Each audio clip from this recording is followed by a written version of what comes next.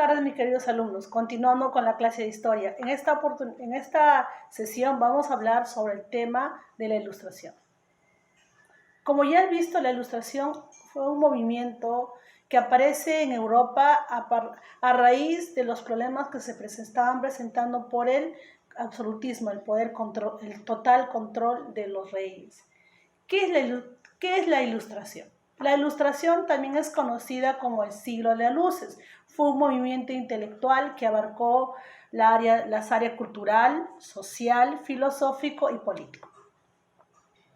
Y esto surge en Francia en el siglo XVII.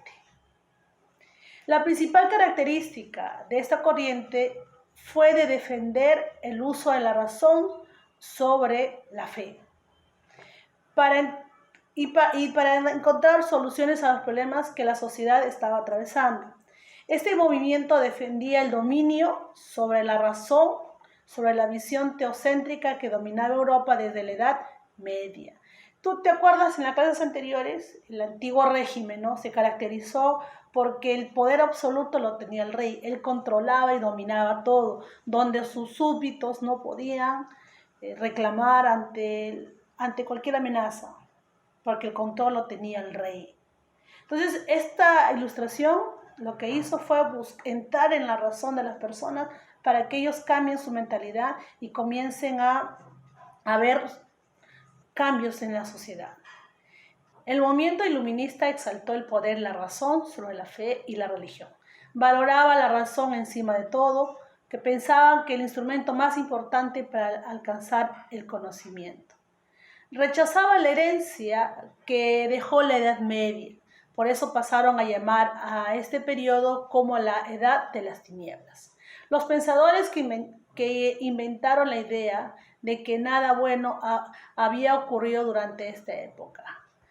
El término Edad de las Tinieblas justamente se refiere al despotismo, al absolutismo que imperaba en Europa durante el siglo XV, siglo XVI, porque los reyes, como te repito, eran los que controlaban el poder. ¿Qué características presentan esta Ilustración? Dos características económicas y características políticas. Características económicas. Se dieron dos movimientos, siendo el más prominente el liberalismo y la fisiocracia. ¿Qué es el liberalismo? El liberalismo es una tendencia que fue dada por Adam Smith, que es considerado padre de la economía.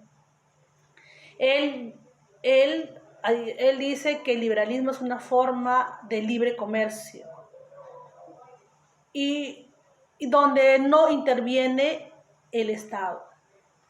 Mientras que la fisiocracia, que es una palabra de origen griego que significa simplemente gobierno de la naturaleza, fueron los primeros en criticar la comercialización, la política y la economía del antiguo régimen. Creían que la única fuente de riqueza era la tierra y que la agricultura era la actividad económica más importante. Características políticas. Al contrario del absolutismo, ese movimiento dijo que el poder del rey debe ser limitado por un consejo o una constitución. Igualmente, los súbditos deberían tener más derechos y ser tratados de forma igualitaria. O sea, con estas ideas políticas, lo que se buscaba es que el poder del rey no sea absoluto, sino dar oportunidad a la población para que ellos también puedan reclamar sus derechos. Según esta característica, dice que debe haber un trato igualitario para todos, donde debe imperar los derechos. Con esta afirmación, lo que se quería era que los ciudadanos dejen de pagar impuestos y deben ser considerados como ciudadanos en toda su plenitud. Como ya habíamos mencionado, que la Ilustración es conocida también como el siglo de las luces, movimiento iluminista que fue más intenso en Francia, donde le va a servir como influencia para la Revolución Francesa a través del lema libertad, igualdad y fraternidad. También hubo influencia en otros movimientos sociales como la independencia de las colonias inglesas en América del Norte y la inconfidencia minera ocurrida en Brasil. Para los filósofos iluministas, el hombre era naturalmente bueno, pero estaba comprometido por la sociedad. Con el paso del tiempo, ellos creían que si todos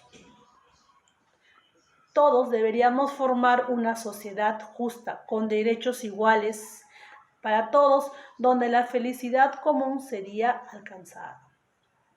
Por esta razón, ellos cobran imposiciones de carácter religioso contra las prácticas mercantilistas, contrario al absolutismo del rey, además de los privilegios dados de la nobleza y del clero. A continuación, te voy a presentar a los principales representantes de la Ilustración.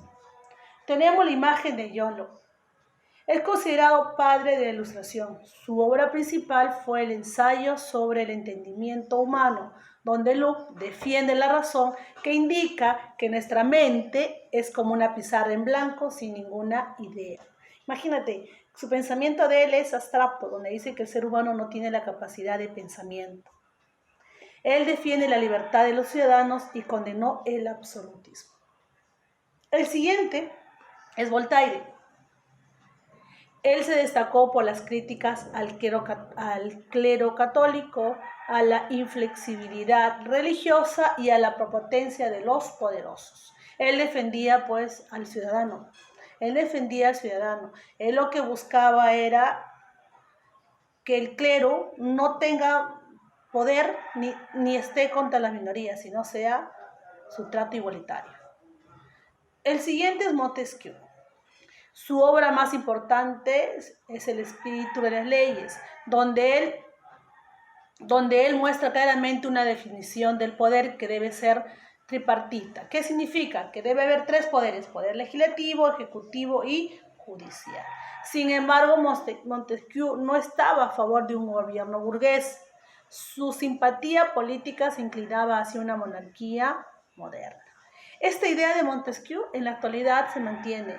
La mayoría de los países independientes tienen su organización política en base a tres poderes, ¿no? Legislativo, ejecutivo y judicial.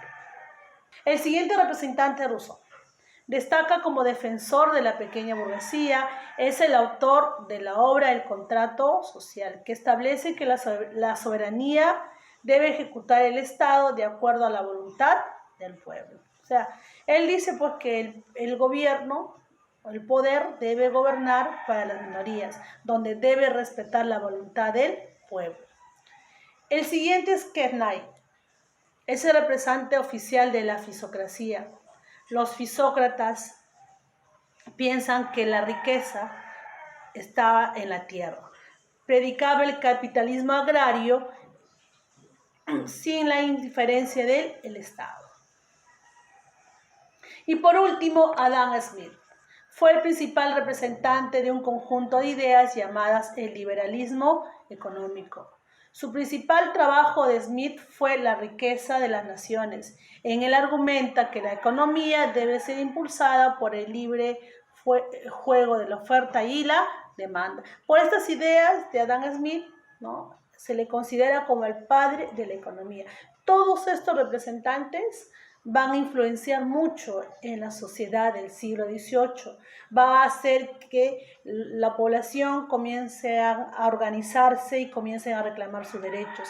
Y esto va a dar inicio a que se dé la primera revolución francesa, justamente reclamando sus derechos: igualdad, libertad y justicia. Bueno, mis queridos alumnos, espero que esta clase nos te ha quedado clara y nos vemos la siguiente.